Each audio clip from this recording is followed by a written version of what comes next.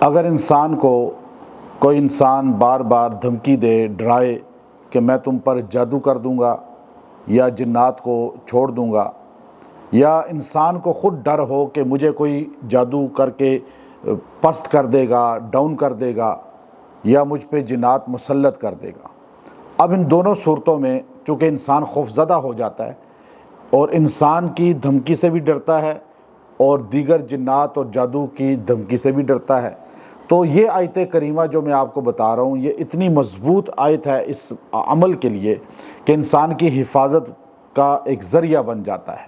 چونکہ مشرکین مکہ نبی صلی اللہ علیہ وسلم کو بھی دھمکیاں دیتے تھے کہ ہم اپنے لات و عزیٰ کو آپ پر جو ہے عذاب کے لیے مسلط کر دیں گے، وہ آپ کو جو ہے یہ نقصان پہنچائیں گے، تو اللہ تعالیٰ نے یہ آیت کریمہ نازل کر کے بتایا کہ تم کچھ بھی نہیں کر سکتے، چونکہ میرے ساتھ ایک طاقت ہے، وہ ایسی طاقت ہے جس کا مقابلہ کوئی نہیں کر سکتا، وہ اللہ رب العالمین کی۔ تو یہ آیت جو ہے طاقت کو اللہ کے اپنے قریب لانے کا ذریعہ بنتی ہے۔ اب لوگ کیا کہتے ہیں کہ بعض اوقات لوگ دھمکی دیتے ہیں کہ جی اب آپ کو ہم دیکھ لیں گے، اب وہ ظاہری طور پہ بھی دیکھنے کا ہے، جیسے آج دنیاوی طور پر کوئی کسی کو دھمکی دے تو وہ حکومت کے اداروں سے رابطہ کرتا ہے، اب ادارے مضبوط ہوتے ہیں تو اس انسان کو جو ہے کوئی کچھ نہیں کہہ سکتا، اور اگر قانون مضبوط نہ ہو، قانون کی عملداری نہ ہو تو پھر یہ آدمی پست ہو جاتا ہے اور یہ ان کے نرغے میں آ جاتا ہے۔ تو اس لیے یاد رکھیں اللہ رب العزت کا ایک قانون ہے، اور وہ قانون کمزور بھی نہیں ہے، تبدیل بھی نہیں ہوتا، اور وہ ہر بندے کے ساتھ شامل ہے اس کی حفاظت کے لیے۔ لیکن ہم چونکہ اللہ کے قانون کو سمجھتے نہیں، جیسے ہمارا ملک ہے، یہ اس ملک کا ایک قانون ہے، اور ویسے بھی انسان کو یہ چاہیے کہ وہ جس دنیا کے ملک میں ہو وہاں کے قانون کو فالو کرے، اس قانون کو مانے۔ جیسے ہم مسلمان ہیں اور کائنات کے سارے انسان اللہ کے قانون کو مانیں، اللہ کے قانون کو ماننا یہ اسلام ہے۔ تو اسی طرح ہمیں اللہ نے سکھایا ہے کہ آپ دنیا کے کسی ملک میں ہوتے ہیں تو آپ اس ملک کے قانون کو مانیں، اس ملک کے قانون کو تسلیم کریں اور اس میں خلاف ورزی نہ کریں۔ وہاں پہ ایسا کوئی نہ ہو کہ آپ جو ہے اس کی خلاف ورزی کر کے مجرم بن جائیں۔ تو اب ملک کے قوانین جو ہوتے ہیں ان کو بھی ماننا ہوتا ہے، اور اس قانون میں انسانیت کی فلاح بھی ہوتی ہے بعض اوقات۔ اب اللہ کا ایک قانون ہے، اس کو بھی ماننا ہے۔ اب یہاں ایک ملک کا جو انسانوں کا بنایا ہوا قانون ہے اس کو بندہ نہ مانے تو اللہ رب العزت دکھاتے ہیں کہ وہ بندہ کتنی مشکل میں آ جاتا ہے اور کتنا جو ہے اس کو تکلیف ہوتی ہے۔ اور اسی طرح ایک اللہ کا قانون ہے، اس کو اگر بندہ نہیں مانے گا تو وہ یہاں بھی پریشان ہوگا اور آخرت کی ہمیشہ ہمیشہ کی زندگی میں بھی پریشان ہوگا۔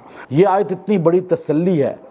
کوئی بھی مخالف ہے، کوئی بھی آپ کو جو ڈاؤن، پس، جادو، جنات، یا آپ کو دھمکیاں لگا رہا ہے، یا آپ کو کیسوں میں پھنسانا چاہتا ہے، یا آپ کو جو ہے کسی بھی انداز میں ڈاؤن کرنا چاہتا ہے کسی بھی معاملے میں، آپ یہ آیت کریمہ 196 آیت ہے سورہ اعراف کی، آپ اس آیت کریمہ کو 70 مرتبہ 21 دن پڑھ کے دعا کریں اور پھر اس کا کرشمہ دیکھیں۔ آپ جب جائیں کسی بھی جگہ اس کو پڑھتے جائیں۔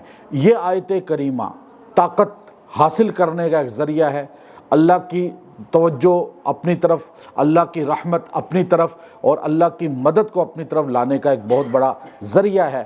اور آیت کیا ہے؟ اِنَّ، سارے پڑھیے، اِنَّ وَلِيِّ یَاللَّهُ الَّذِي نَزَّلَ الْكِتَابَ وَهُوَ يَتَوَلَّى الصَّالِحِينَ۔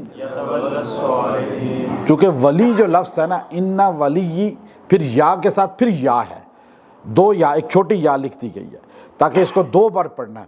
اِنَّ وَلِيِّ یَاللَّهُ الَّذِي، پھر پہلے ولی کہنا ہے، پھر یَاللَّهُ الَّذِي، پھر یا کو اللہ سے جوڑنا ہے تاکہ آپ کے پڑھنے کا انداز ٹھیک ہوگا تو آپ کو انشاءاللہ العزیز اس کی تاثیر اور طاقت بھی ملے گی۔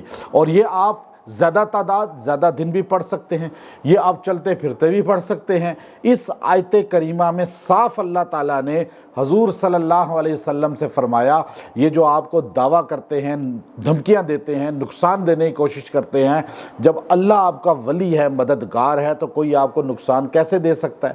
آپ یہ جملہ کہیں، اللہ نے کہا میرے پیغمبر کہ زبان سے کہیں، اللہ میرا مددگار ہے۔ مدد کس سے مانگنی چاہیے؟ یا صاف کہہ دیا اللہ نے، ان ولی اللہ الذی نزل الکتاب وہو یتولی الصالحین۔ اب یہاں مدد اللہ کرنے والا ہے، تو اللہ کے رسول نے یہاں مدد کا جملہ اللہ کے لیے بولا کہ اللہ جب میری مدد کرے تو مجھے تمہاری کیا ضرورت ہے؟ تو اس لیے اللہ پہ یقین مضبوط ہو جائے۔ وآخر دعوانا ان الحمد للہ رب العالمین۔